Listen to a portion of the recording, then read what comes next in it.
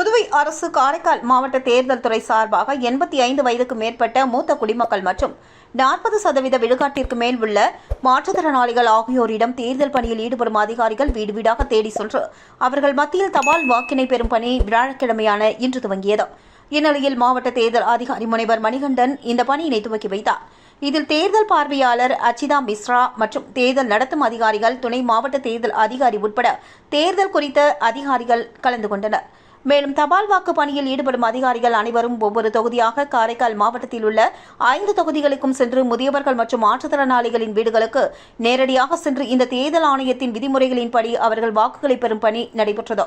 முதல் 3 நாட்கள் சனிக்கிழமை வரை நடைபெறும் இந்த பணியில் காரைக்கால் மாவட்டத்தில் மொத்தம் 85 வயதிற்கு மேற்பட்ட 338 வாக்காளர்களும் 40% மேற்பட்ட மாற்றுத்திறனாளிகள் 313 வாக்காளர்களிடமும் ஆக மொத்தம் 651 வாக்காளர்களிடம் 17 குழுக்களாக அமைக்கப்பட்டு நேரில் சென்று தங்களது பாதுகாப்புடன் வாக்கு சேகரிக்கும் பணி சனிக்கிழமை வரை நடைபெறும் என்றும் அலுவலக நேரத்தில் இப்பணி நடைபெறும் என்றும் தேர்தல் துறை சிறப்பு அதிகாரி பாலு என்கிற பக்ரிசாமி தெரிவித்துள்ளார்.